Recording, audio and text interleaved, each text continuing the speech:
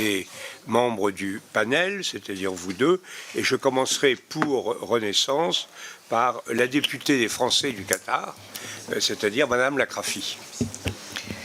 Bonjour, merci Monsieur le Président, merci messieurs les intervenants, Monsieur Boniface, Mr. Tunion.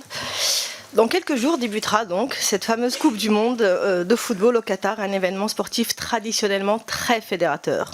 Mais dans ce cas précis, les polémiques ont été multiples et les attaques très virulentes contre le Qatar. Qu'il s'agisse des conditions d'attribution de la Coupe, des considérations environnementales soulevées par des dispositifs de climatisation des stades ou surtout des conditions de travail et du nombre de décès survenus sur les chantiers.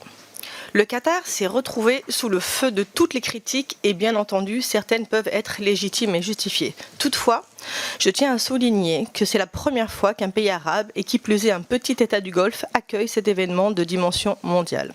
On avait plutôt l'habitude de voir en effet les Coupes du Monde organisées par les pays européens ou les pays d'Amérique du Sud.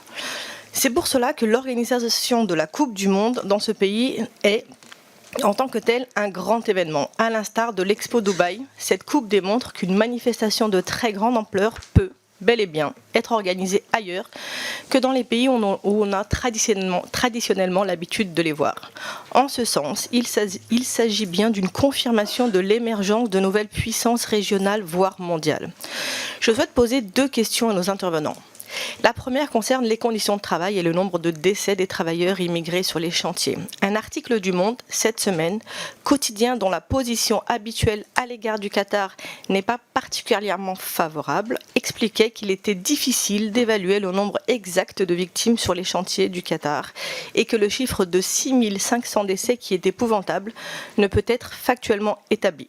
Nous sommes tous d'accord pour convenir qu'un mort sur un chantier est un mort de trop. Vous semble-t-il que cette polarisation sur les conditions des ouvriers peut faire évaluer de manière durable et pérenne cette législation et l'attitude à l'égard de la main-d'œuvre étrangère au Qatar et même dans la région, car cela serait finalement un progrès. Seconde question, quelles sont selon vous les leçons que retiendra le Qatar de cette aventure du mondial qui lui a pour l'heure attribué surtout des critiques alors que le pays espérait sans doute des retombées plus positives en termes d'image? Pensez-vous que le Qatar saura au final en retirer des bénéfices en termes de leadership au niveau régional ou bien que les différentes polémiques l'auront au bout du compte fragilisé? Je vous en remercie.